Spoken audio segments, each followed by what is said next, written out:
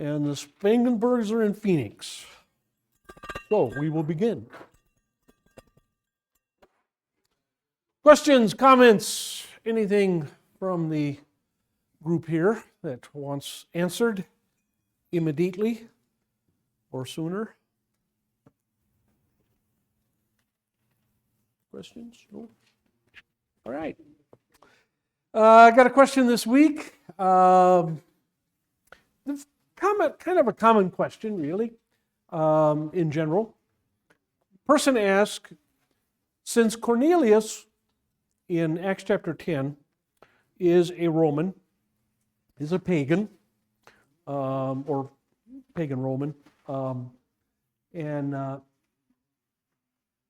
why then did, because we say that God only hears the prayers of believers, okay? So Cornelius prayed, and God answered his prayer and sent Peter to him. And the question then comes, well, how come God listened to the prayer of Cornelius? Cornelius being a Roman, why was that? Well, if you read closely, you find out that Cornelius was a Roman, that's true, but he had converted to Judaism. That is, he was a Jewish convert. So he was a Jew. The person who's asking the question also noted that, said, well, he's a Jew, which this is a time after Christ has ascended. It's after Pentecost, and some time after Pentecost. And so it's considered, the person that's asking the question said, well, you know, Jews are unbelievers. And so again, why would God even okay, he's a Roman, but he's not pagan anymore. He's Jewish. That is, he's converted to the religion of the Jews. But there again, the person considered Jews to be unbelievers. Well, actually, in the time after Christ, or even during the time of Christ, you might say, during Christ's ministry and even after Christ's ministry, after his ascension, after Pentecost, Jews were not considered to be unbelievers unless they had rejected Christ as the fulfillment of the Old Testament prophecies of the Messiah. So Cornelius was a Jew by conversion, and he was a Jew who believed in the coming Messiah.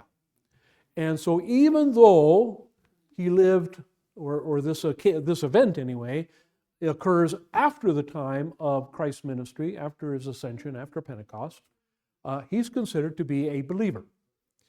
All Jews who were looking for the Messiah, no matter where they were in the world, were considered believers, are to be considered believers, until and up to the point where they hear the gospel of Jesus Christ, that Jesus of Nazareth was the Messiah that was promised in the Old Testament and fulfilled the Old Testament law and sacrificed himself for the sins of the world, etc.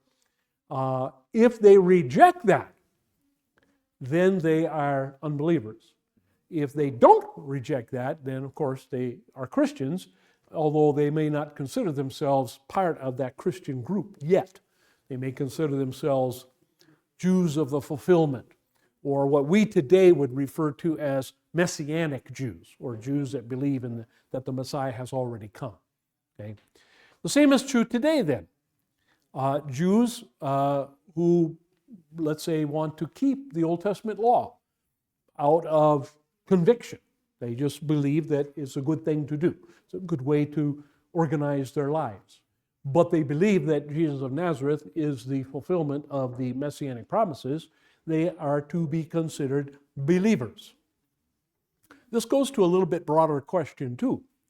The person asking the question is of Baptist background. And so the person of the Baptist background looks at anyone who has not been baptized through immersion and has not had a conversion experience, a moment of enlightenment or a moment of decision or conversion and cannot pinpoint that moment, cannot describe that moment, cannot give a time and a day to that moment, is unbeliever. That's their theology. Okay, that's what their theology tells them. You can't point to a time where you went from unbeliever to believer. Okay, and if you weren't then baptized through immersion, then you're really not converted. You're really not a believer. You're an unbeliever, and you're going to hell. All right. So, in the broader schemes of things, they look upon anybody, including Lutherans and all Roman Christians, Catholic, what we call Catholics, Episcopalians, a lot of Methodists, Presbyterians, etc., as unsaved, and therefore ripe for conversion, ripe to be converted. So, if a Baptist missionary person, for example, knocks on your door and says, are you saved? And you say yes, they're going to ask you a couple questions. They're going to ask you, okay, when were you saved? Okay, and if you say, well, I was baptized when I was 10 days old, they will say, oh, yeah, you ain't saved. Okay. Or if you say something along the lines of, well, I joined the Lutheran church or the Roman church when I was 22 or whatever.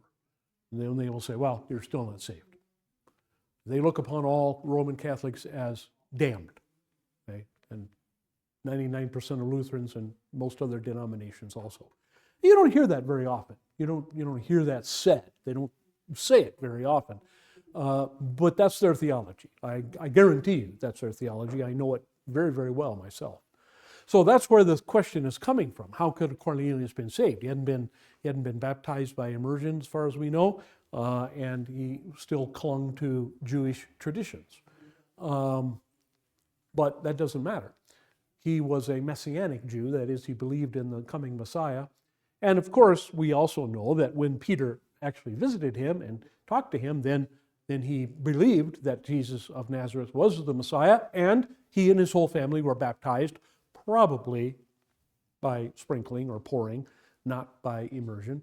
Very few people, if any, were baptized by immersion in the early years of the New Testament. So the question comes then from a misunderstanding and a false understanding, a false teaching, really, about conversion and about who is saved and who is not. Okay.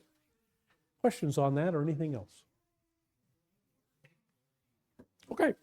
Let us proceed. I'm going to try and move along here a little bit.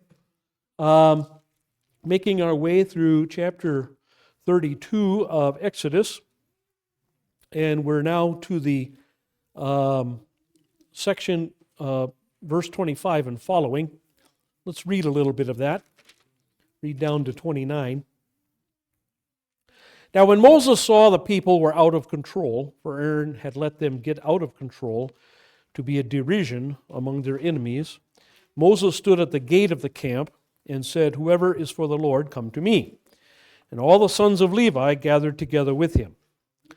He said to them, "Thus says the Lord, the God of Israel, every man of you put his sword upon his thigh, and go back and forth from gate to gate in the camp, and kill every man his brother, and every man his friend, and every man his neighbor." So the sons of Levi did as Moses instructed, and about 3,000 men of the people fell that day.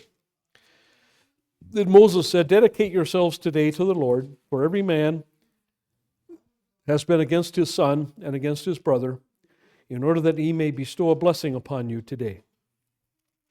Very difficult section. Very difficult section to hear, and in some ways, very difficult section to interpret. The gates that we're talking about here is the entranceway to the camp. The camp of Israel, and we can talk about this a little bit more once we get them back on the journey. But the camp of Israel now will have soon the tabernacle in the center, and then the various 12 tribes around the center. Okay, so here's the center. There's the tabernacle. and then the 12 tribes. I don't know if that's 12 or not, I don't care. But basically this kind of arrangement, okay? And so the gate of the camp, okay, there would be various gates, okay? There would be a gate, if you will, at the front of the camp and a gate at the back of the camp, a gate to the side and a gate to this side, right? So there would be, and then you might say there would be sentries, guards, guard posts, whatever, situated around the camp. At the head of the camp would be the pillar of fire. Let's say the head's down here. We would have the pillar of fire at night and the pillar of cloud or smoke during the day.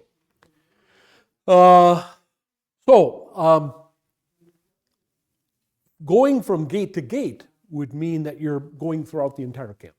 You're going throughout the entire 12 tribes. Going from one end to the other and from one side to the other. Okay. Again, we're not sure in whose eyes the Israelites were a derision, or some translations say foolish. Where were they? Again, at this time, they are out here in this area. Okay. The Edomites are over here. The Moabites are over here. There are some Midianites here. Is it in the eyes of the Midianites? That's the most logical thought. The Midianites are not yet their enemies. They will be soon, but right now they're not. So who is this that they're talking about? We don't know. Was this the Egyptians? We know that Egyptian outposts were scattered throughout the Sinai and along the Red Sea here. Mining outposts, military outposts, naval outposts. Okay. Did the Egyptians see this behavior, this raucous, this orgy that took place during the worship of the golden calf? Perhaps. Did the Midianites witness this? Perhaps. We don't know. But the comment is simply made that these people made a fool of themselves. This was embarrassing, obviously, to God, and God decided to chastise them. So first of all, whoever comes to me, and all the sons of Levi gathered. Now, did anybody else? Doesn't say. Just because it says that the sons of Levi gathered does not mean that none of the other members of the other tribes gathered. Okay? It's not exclusive. It doesn't say only the sons of Levi gathered with Moses. But from this we assume that the vast majority, maybe even 100% of the sons of Levi, the priests, the Levitical order, all gathered with Moses, all stood with Moses. But perhaps there were others too. We simply do not know. And then this very difficult one, every man of you get your sword. Everybody had a sword. Everybody had a sword. Okay? This would be like me telling you all, go home and get your gun. Go home and get your gun, bring your pistol, bring your rifle, whatever, back to church. That's what it would be like. Okay? And then go back and forth from gate to gate. So from one side to the other, from top to bottom, from corner to corner even, you might say, go through the camp. And kill every man his brother, every man his friend, every man his neighbor. Based on what? We're not told. It is, I think, clear, however, from the text, since Moses says, everyone who's for the Lord, come to me, then those who did not gather with Moses would be people who were not for the Lord. In other words, these would be people who would say, we throw our lot in with the God of the golden calf, or with the golden calf. Okay? I think that's fairly clear from the context of the verses. Now, again, I say, a lot of people may have gathered with the Levites. Otherwise, again, you've got 5 million people. At least 500,000 to 600,000 of them, even maybe 700,000 of them, are men of military age. When the Bible talks about men and brothers and neighbors and sons, that's what he's talking about. He's talking of people of military age, basically from 20 to 50, males of 20 to 50. There's at least, as I say, anywhere from 500,000 to 700,000 in this group of 5 million people. The fact that only 3,000 were killed tells me, and I think should tell anybody reading this, that those who chose to stay with the golden calf, or those who actually said, no, I want to worship the golden calf, I'm with the golden calf thing, okay, were few. Because you've got the Levites, and again, if it's all the Levites, you got 100,000 guys with swords. If 100,000 guys with swords are going through the population of the people looking for those who are going to worship the golden calf, they're going to find more than 3,000 if the other 500,000 have chosen to go with the golden calf, you see? So this sounds very gruesome, especially when you see the word every. Kill every man, every neighbor, every brother, whoa. All right? So if even one of the Levites kill one other person on their way through the camp, that's 100,000 people dead right there. Probably more. So again, the fact that only 3,000, I say only, but the fact that 3,000 are killed tells me that it's very unlikely that the Levites were all by themselves. Now, it is true that God told only the Levites to do the killing. So anybody who would have joined, said, I'm for God, okay, say from the tribe of Judah or from the tribe of Simeon or whatever, say, I'm with God, they didn't get the order. In other words, they were not told, go get your sword and start killing people, right? Okay. So, still, it's a gruesome scene, no question about it. And it's still very hard sometimes for modern believers to reconcile this scene, this event, with a loving God. Okay? But again, God's concern here is for the entirety of the people. And there must be a lesson here. There must be some discipline here. There must be some chastisement here in order for these people to get the idea this is not something good to do. This is not something you want to do. Okay? You do not want to blaspheme God. You do not want to thumb your nose at the Lord God Almighty. It's not a good idea. You need to learn this. We're not told why some were killed and many others were not. We're just given a number. We're just given 3,000. 3,000 people fell that day. And then what was left, okay, is to dedicate themselves to the Lord because of this. As it says, because every man has been against his son, his brother, whatever, okay. And this is done, this killing was done to put a blessing upon you today. In other words, this is God asking them to do a very difficult thing. Whoever they find who wants to worship the golden calf, doesn't matter what relation they are to them. Could be a son, could be a neighbor, could be a brother, might even be a father, okay? Doesn't matter, okay? You're not to pay any attention to blood relation. You find somebody who wants to worship the golden calf, you're to kill them, period, okay?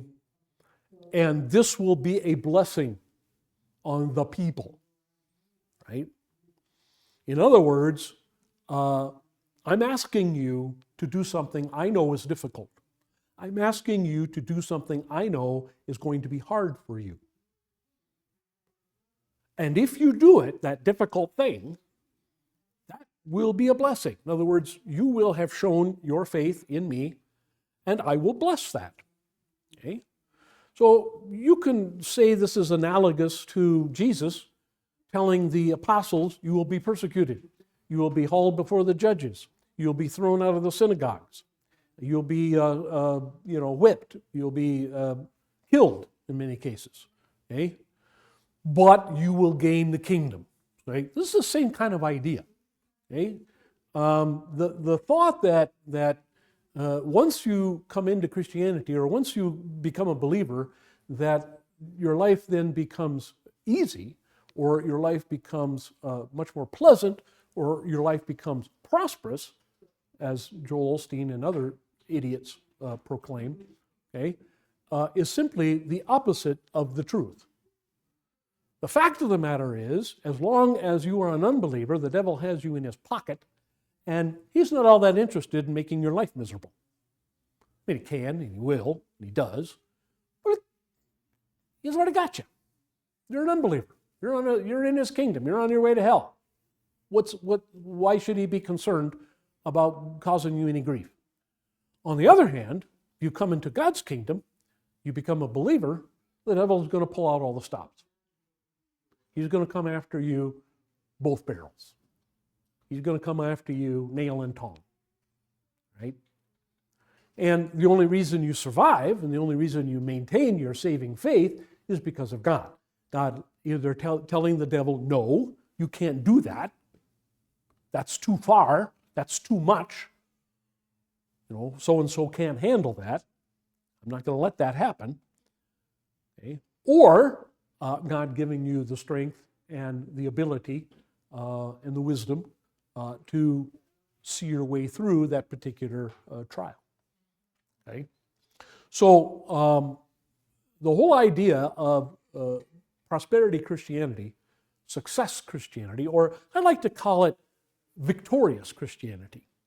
Okay? This whole idea of victory and success is unbiblical.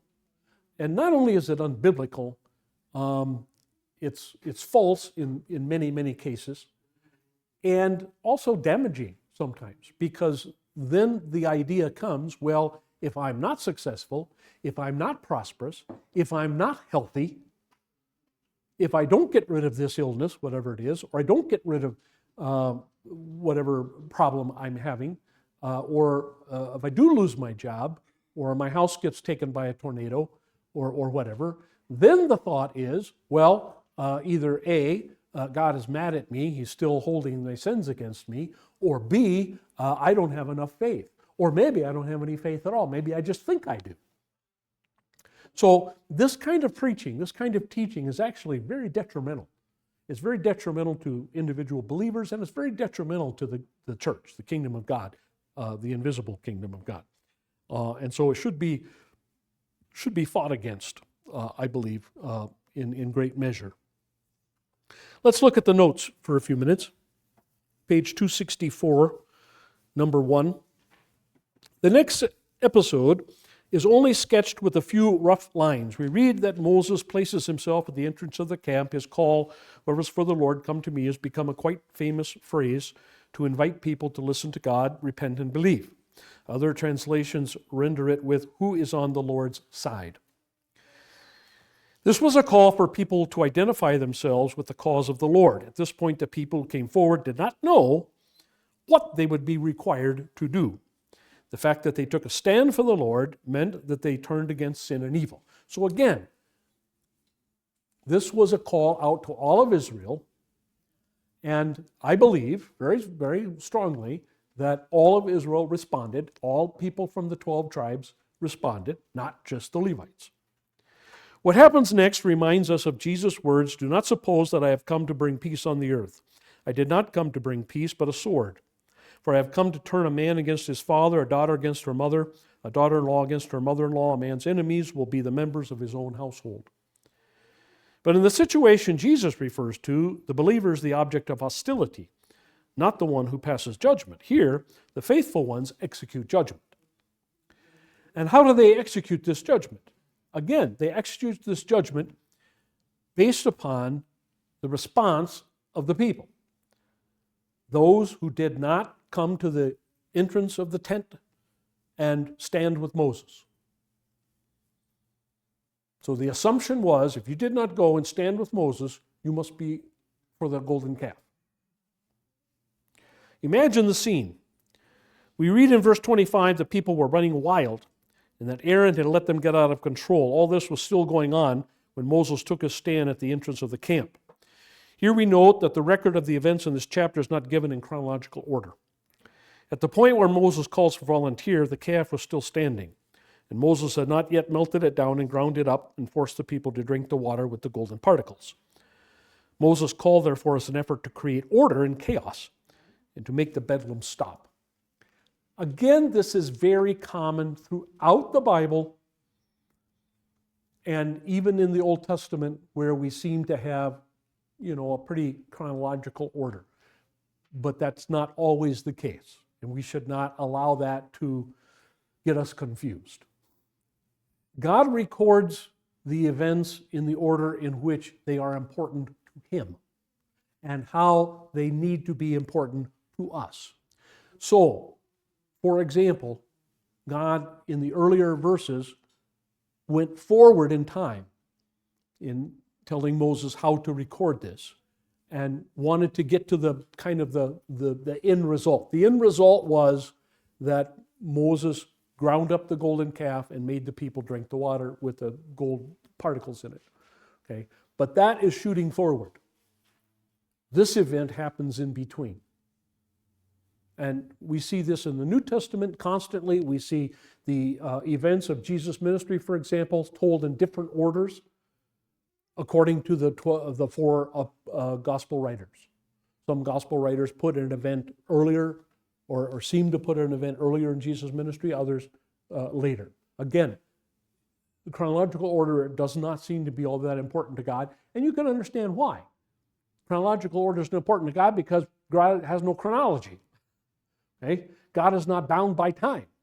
God sees everything happening in all of time, from first words of creation to the judgment day, as happening all at once, as far as we're concerned. Okay? He sees the big picture, everything going on at once, all the time. And so He can pick and choose events out of that scenario and record them or have them recorded as He sees fit. Everybody had an opportunity to answer Moses' call, not just the Levites. Again, that's important to understand. We read that only the Levites came forward. This does not necessarily mean that nobody of the other tribes responded. In other words, I would find that incredibly hard to believe. It may be that the coming forward of the Levites was a matter of clan allegiance. Their blood relationship to Moses may have played a role, but we are specifically told that their come forward indicates that their first allegiance was to the Lord. The Levites were instructed to go through the camp and kill the people they knew personally, whom they saw participating in the orgy. That's why the words neighbor, brother, etc. are used. Okay? In other words, choose people you know were involved in this worship and have not come and stood with the Lord. In other words, they are still devoted or dedicated to the golden calf. Again, the people had not stopped the revelry yet at this point. So it would not be hard to identify the guilty ones. This is a little bit like the incident many years in the future with the next group. Okay, remember when they were camped at the foot of Mount Nebo, and the people were tempted, enticed by the women of the region into fornication. And again, the Israelites go through the camp and they kill the people who are involved in this fornication. And the Bible describes it as spearing them 2 by 2. In other words, they are in the act of fornication. They are in the act of intercourse, and they get speared through, the two of them, when they are together like that.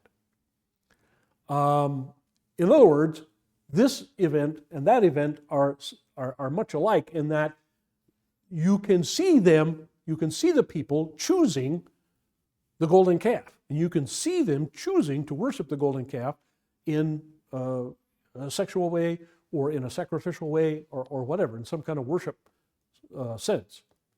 So Moses is not telling them, and God is not telling them, go kill indiscriminately.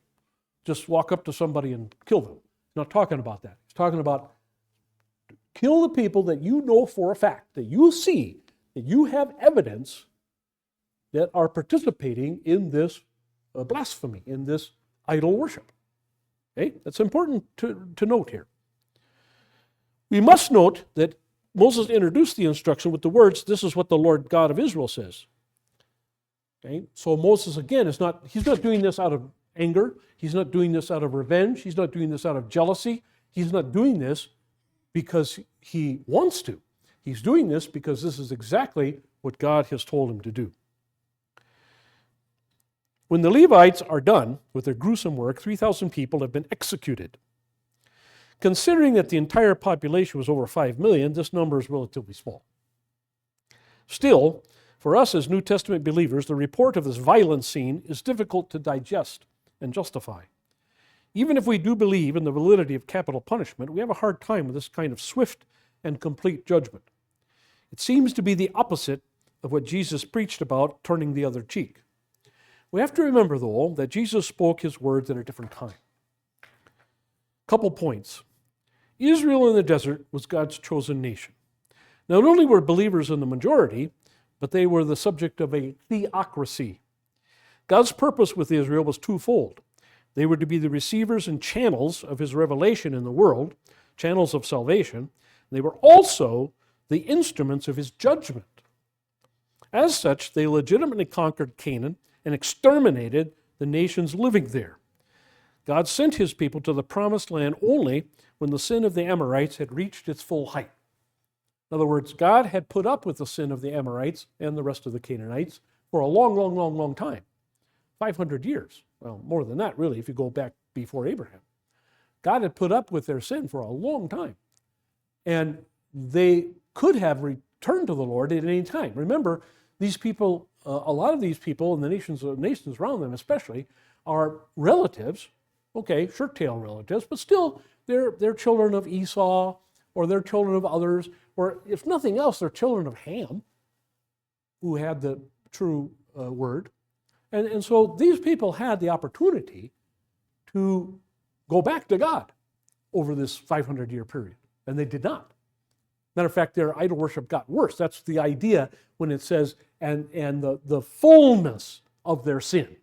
In other words, their sin had got to the point where it was just, there was a point of no return. There's going to be no revival. There's going to be no opportunity for them to go back to God. And so God said, I've had enough with you. I've had it up to here with you. That's it. Okay? You're going to get wiped out.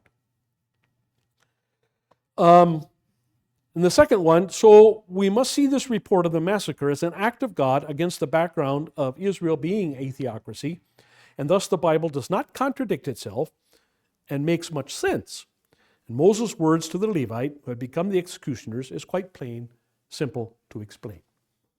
This is necessary. This is necessary for the good of the whole people. This is necessary to wipe out those who are so involved in this idol worship. This is the same reason that is necessary for the Israelites to wipe out the Canaanites. And we know this because they did not. And we know that because they did not, and God even says this, he records it that way in the rest of the Old Testament. He says the reason that Israel continued to go back to idol worship is because they did not destroy all of those in Canaan who were idol worshipers. They did not complete the conquest. They left pockets of idol worshipers and false people worship false gods all throughout the land of Canaan, all throughout the Promised Land. They left in Jerusalem, for example. They did not conquer Jerusalem. Jerusalem was not conquered until many years, 400 years at least, after the Joshua. Jerusalem was not conquered until the days of David. David lives in 1000 BC. Joshua crosses the Jordan into the Promised Land about 1500. So 500 years they had the opportunity to conquer Jerusalem and destroy the Jebusites, that's what they were called, and they did not. And the Jebusites were idol worshippers. And so it's because of those people like the Jebusites, it's because of the Canaanites who were not killed, they infected the Jews during the entire period of the Judges, during the entire period of Saul, and so on, for hundreds of years, and caused them to fall away and caused them to worship idols. And God says this numerous times during this period. He says, because you did not destroy all these people, then that's what caused you to follow these false gods, and that's what caused me to have to come and discipline you.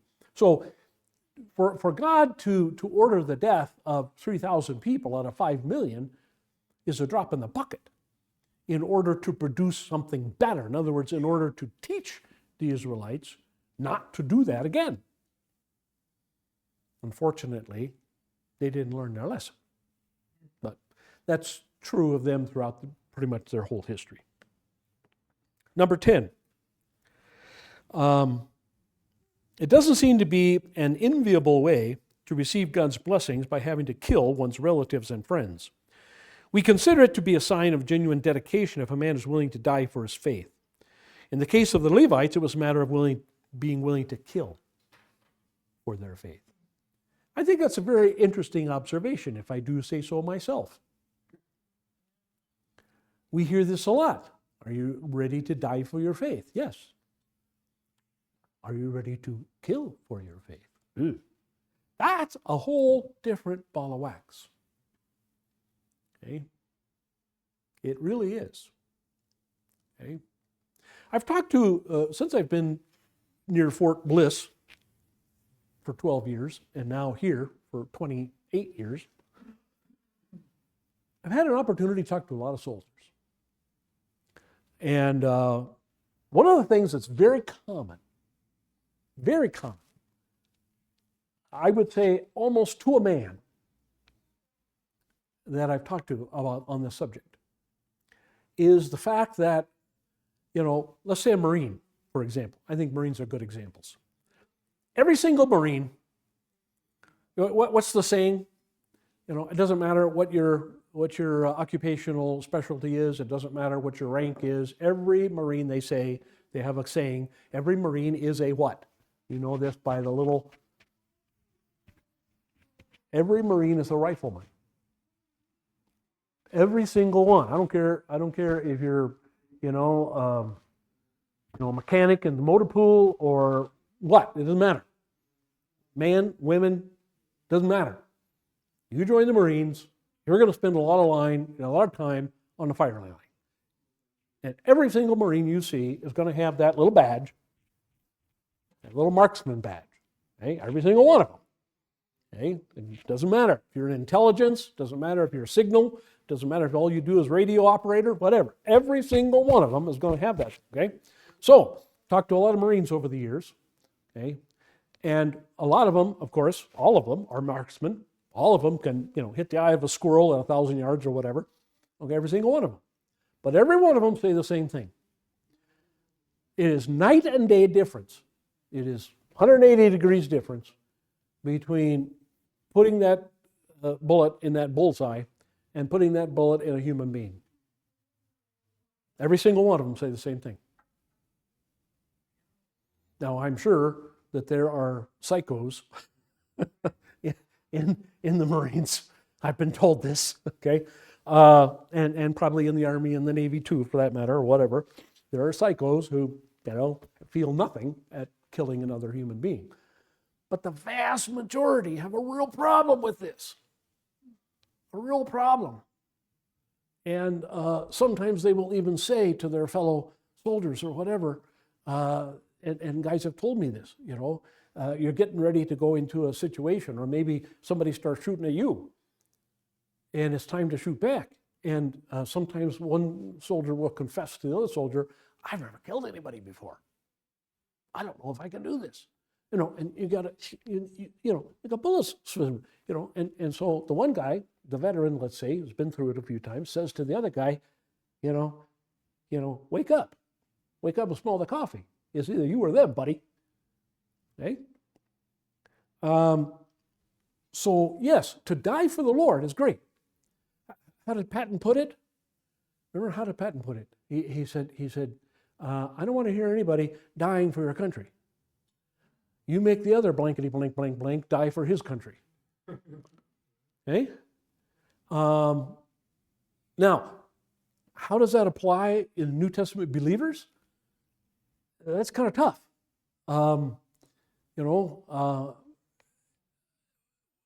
We don't usually think of that. We don't usually think of being called upon to kill for Jesus. Right? We don't usually think about that. We think about dying for Jesus. We think about the people who were thrown to the lions. We think about the people who were burned at the stake. We think about that. We don't usually think about the shoe being on the other foot. Okay, that's where we usually think of Jesus. Forgive and turn the other cheek and all this kind of stuff. It was hard to us to imagine even a scenario where we're encouraged or where we're forced even to kill for the Lord. Okay. But, huh? Yeah. That's usually what we think. Okay, that's usually what we think. Okay. But I think all we have to do, I know it's hard, but I think it's possible for us to think about the scenario. All we have to do is think back to our ancestors of 200 years ago, right? And think, let's say you're living on the prairie in North Texas, on the other side of the Red River from out Oklahoma, and you're living in Comanche territory. And the Comanches are very well known for killing all the men and taking the women as captives, and turning those women into nothing less than animals, which is physical deprivation, but also spiritual deprivation. And there are plenty of recorded instances, actual historical recorded incidents, proof of women who have been recovered from that, who totally become Comanches. Okay? They've lost their identity as whatever they were before, and totally lost their faith, let's say in God or Jesus, lost their salvation. Okay? So that's a scenario where, you're being attacked. Okay? You may not think of it as killing for Jesus, all right? But in a sense, that's what it is. Okay? In a sense, that's what it is. You're killing to protect at least the women in your house, because you will be killed. They didn't take men captives. Well, maybe little boys they did, but not men usually. You kill them all. You will be killed. But to save the women in your house or your fort or whatever from being turned into animal, basically slaves, and very good chance of losing their saving faith. So you're really killing for Jesus, aren't you? Now, I know that's kind of an extreme example, and I know that example is hard to fathom for our future. But at least I think it gives us an idea of what this is talking about. Okay? This is why what the Levites did was actually a blessing. It was actually good for the whole country. You want to reduce the number of those, call them turncoat believers. Okay, you want to reduce the number of people who are easily led astray into idol worship and probably lead others astray to idol worship. You want to reduce that number as much as you can, for the benefit, the spiritual, the eternal benefit of the majority. Okay.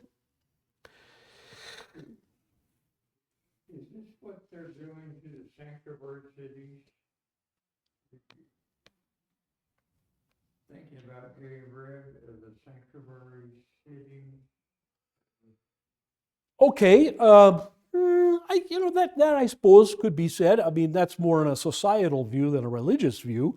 But yeah, if in these sanctuary cities you have, and I don't know, I haven't researched it all that much. It depends on who you listen to, depends on who you believe in the media. But let's just say, for sake of argument, that in these sanctuary cities there are a lot of Venezuelan gang members, M13 people who we know are very violent, who prey on people to sell them fentanyl and whatever to kill them, and who murder people indiscriminately and so on and so forth.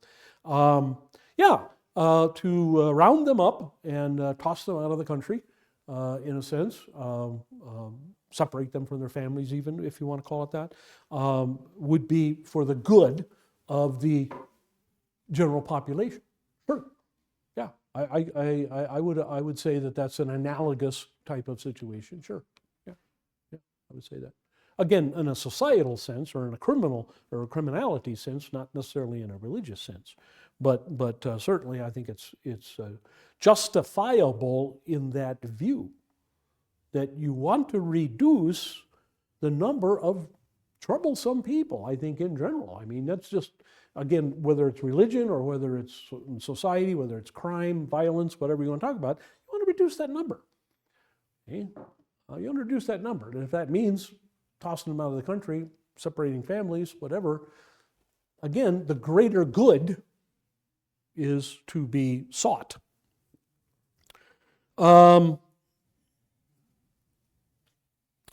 Again, I say whether this would ever be a valid test of our dedication in our time is questionable, but possible. Again, it's hard to foresee a situation like, out in the western prairie or whatever 150 years ago. That's kind of hard for us to see going forward. But it's definitely possible. It's definitely definite that is a certain possibility. What the Levites did was not sinful or evil, but we have to be careful not, what did I mean there? Not to ages past to today. I don't know what that means. Not to apply, I guess, ages of the past today. I don't know what that sentence is supposed to do. Going on. Still, there are eternal norms which apply to every age in one form or another. What happens here was an expression of the wrath of God over sin, and is still an existing norm. It expresses itself in different form now, but the norm has not changed. The day will come when God's wrath will reveal itself again in a similar form as in the desert about 4,000 years ago. Jesus indicated this truth when he read the prophet Isaiah in the synagogue of Nazareth. In closing the book, when he did, Jesus indicated that the year of the Lord's favor had come, and that the day of vengeance would come later, right after that. If we cannot condemn the day of vengeance to come, so we cannot either condemn the day that lies in the past. So Jesus said that after his day would come the day of vengeance. That's the last day. And at the last day, you might say, there is no more mercy. There's no mercy at the last day. Mercy is for the time before the last day. That's when mercy, as long as there needs to be believers to come into the kingdom, as long as the last believer has not come into the kingdom, God is patient. When that last believer somewhere, Mozambique or Oklahoma City or wherever, when that last human being is converted, let's say the last infant baby is baptized, or the last 90-year-old all of a sudden decides, I'm going to be a believer in Jesus. Whenever that last person is, and there's going to be no more after that, which is kind of hard to fathom, frankly, but okay, when that last person has come into the kingdom, and there's going to be no more after that, not a single conversion after that, God will pull the ripcord. And mercy is over.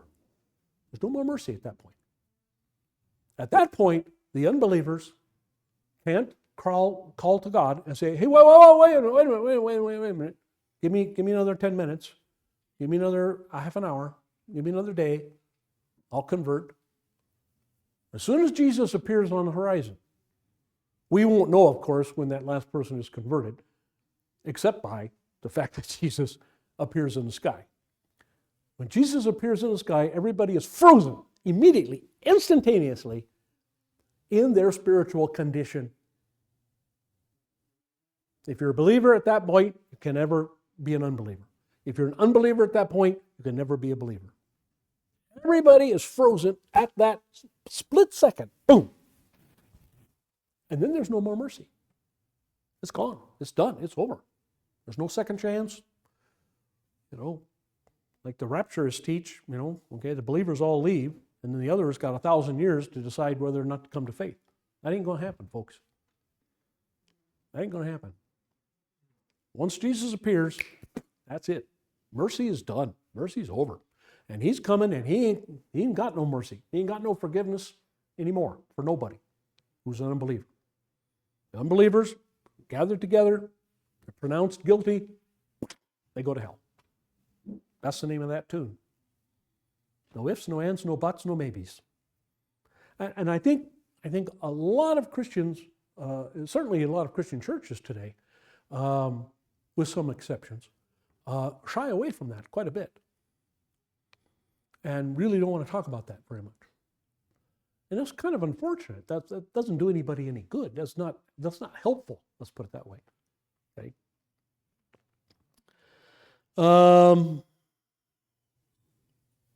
What circumstances can you think of, we've already talked about it, I guess, might be necessary for modern believers to kill for the Lord? Anything else besides what I said that comes to your mind or that you want to comment on? What's that? Oh, yeah.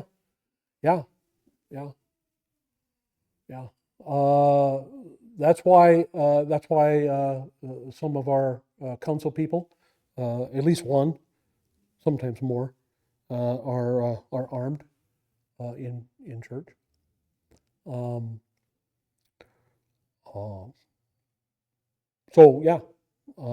may have to do that. That's right. That's a good point. It's a very good point. Okay. I guess the council talked about this once a bunch of years ago. We talked about having a training session in church, and we were advised against it. Interestingly enough, by the Cochise County Sheriff's Department people, and I kind of understood their point. The guy said this. He said, well, yeah, I suppose you could have a training session, what to do in case, a shooter shows up. He said, but he said, all that does is upset the people that are there, get them thinking in the wrong direction, really, and maybe you have some very well-intentioned people who decide that they can make a difference, who couldn't hit the broadside of a barn with a cannon.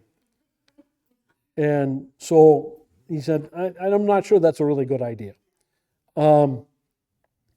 He said, you'd be surprised.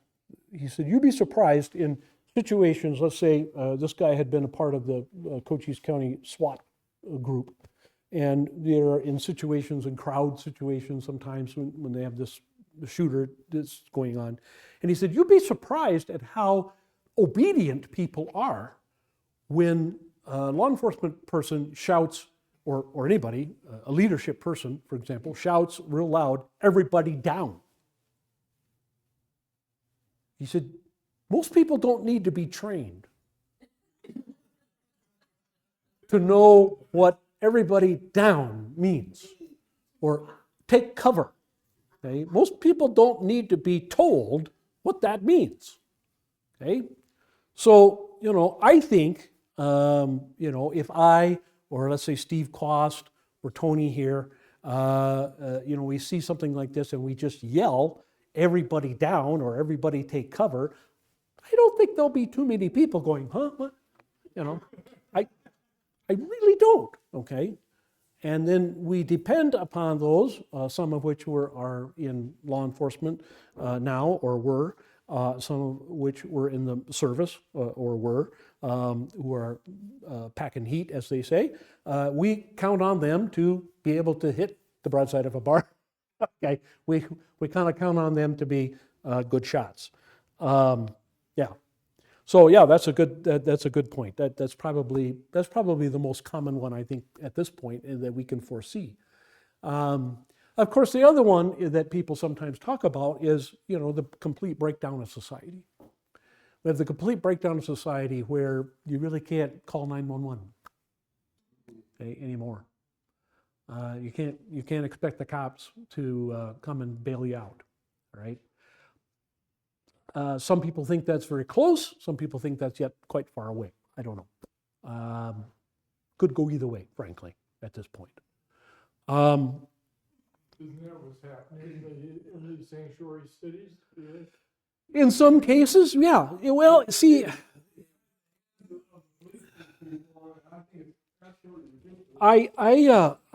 what I predict as a politician, as a person who's knowledgeable in politics and very knowledgeable in history, what I predict could possibly happen. You've got a segment of society who are basically thumbing their nose at the current administration and saying, no, we're not going to obey you. We're not going to do what you tell us to do.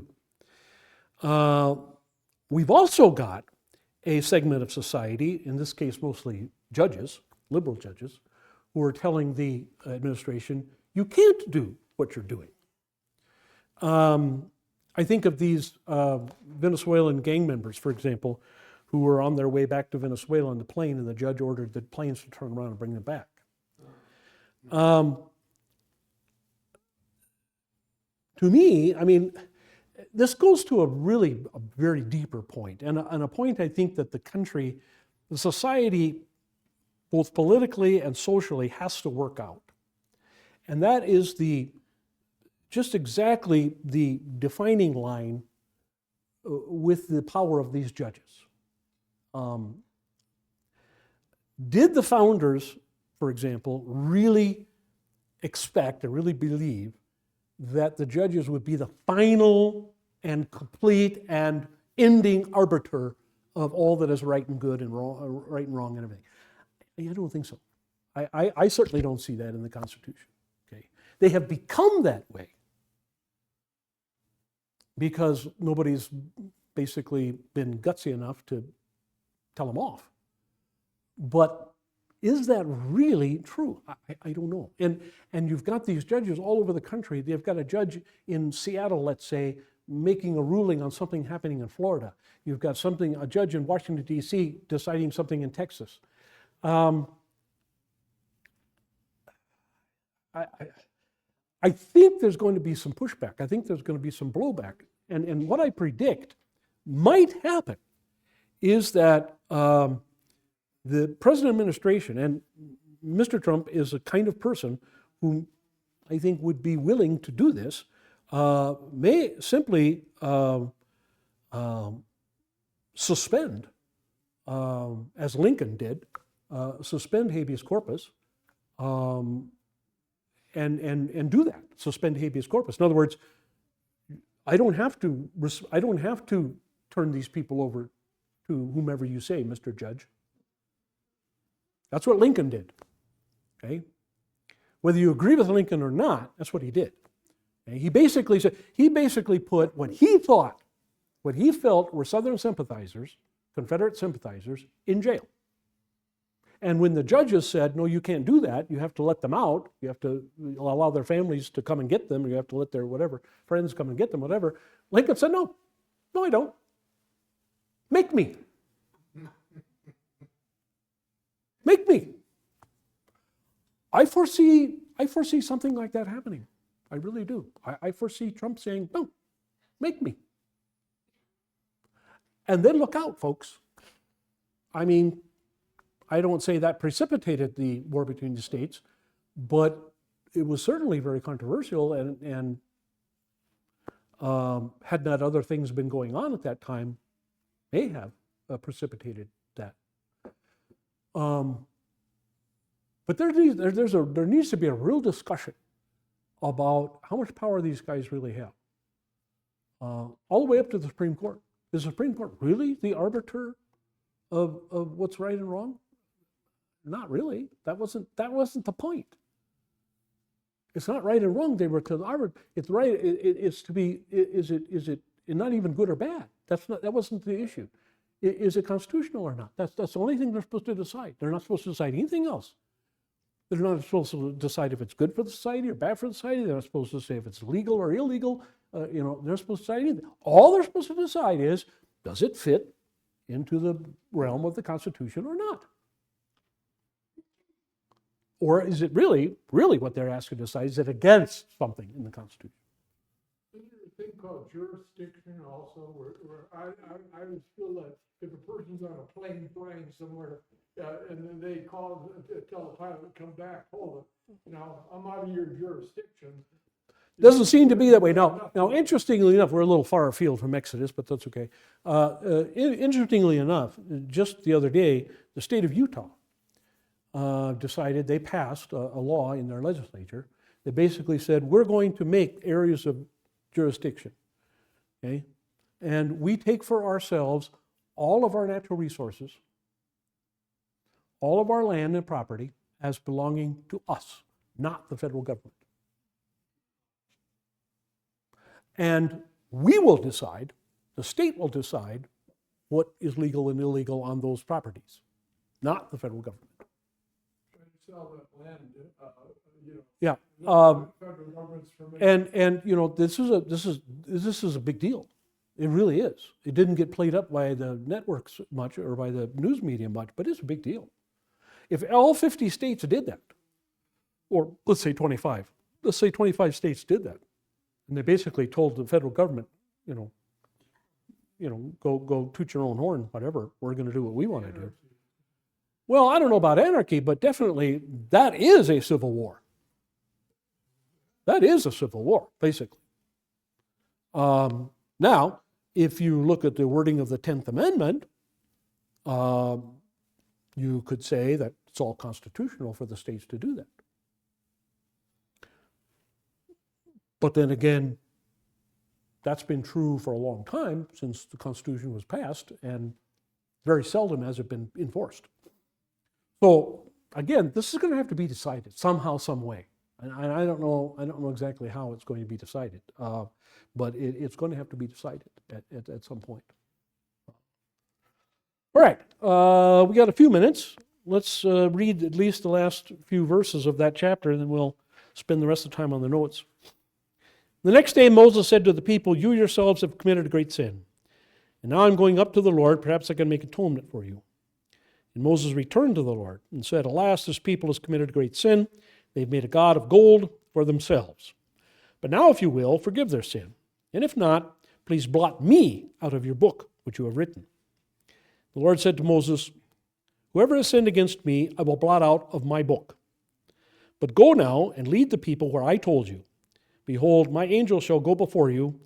Nevertheless, in the day when I will punish them for their sin." And the Lord smote the people because of what they did with the calf which Aaron had made.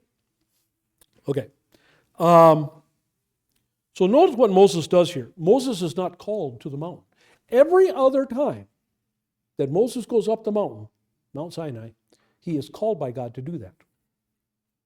This time he goes by himself. This time he goes on his own initiative. God did not ask him to come see him. So he not only touches the mountain, he climbs the mountain and goes back up to where he had been speaking with God. This is pretty gutsy. This is pretty bold. God said anybody who touches the mountain is without my invitation, I'm going to kill him. So this is pretty gutsy. And Moses is going to try and make atonement for their sin.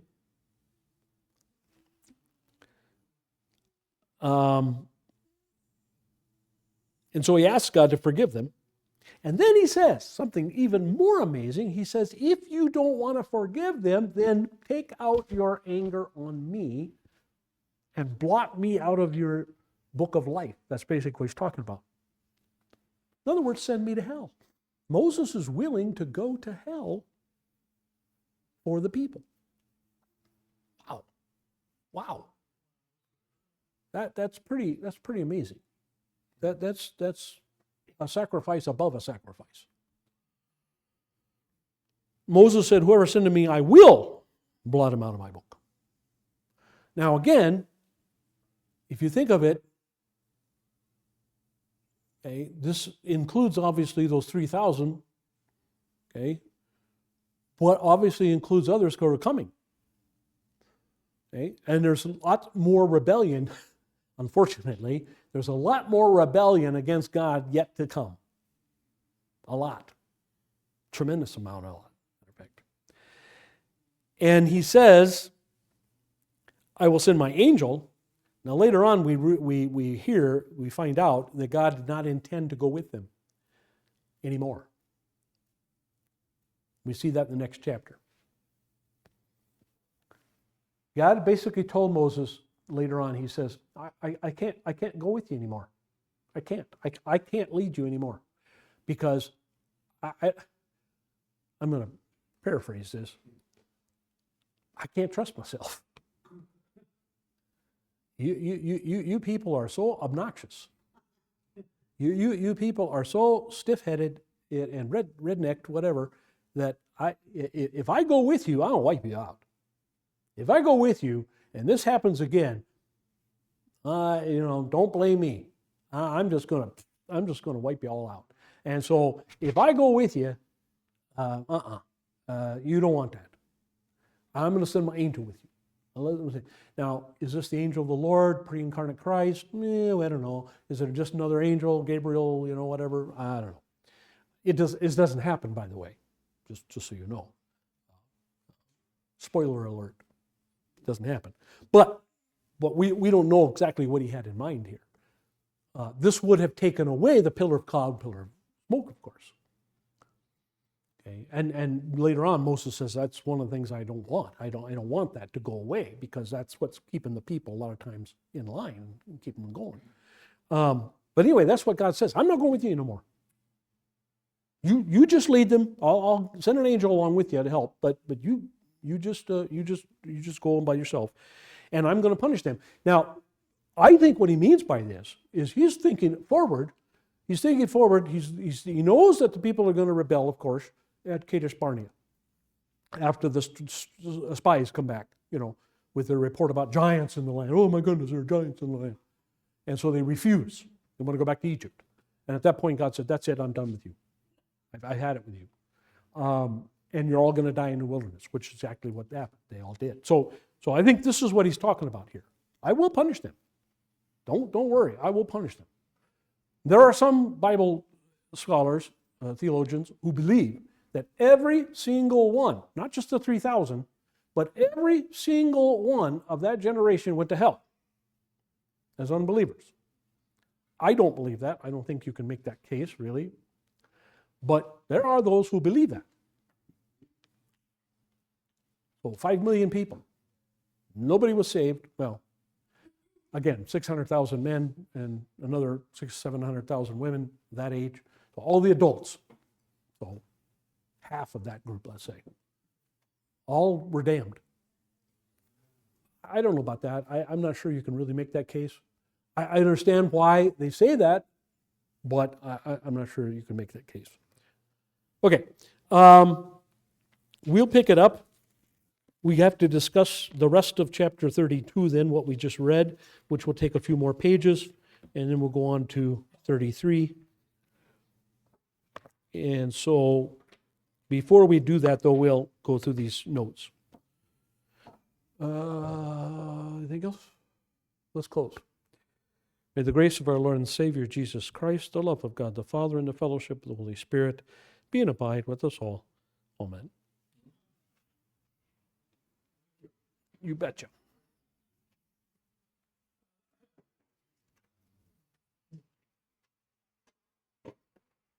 Anybody?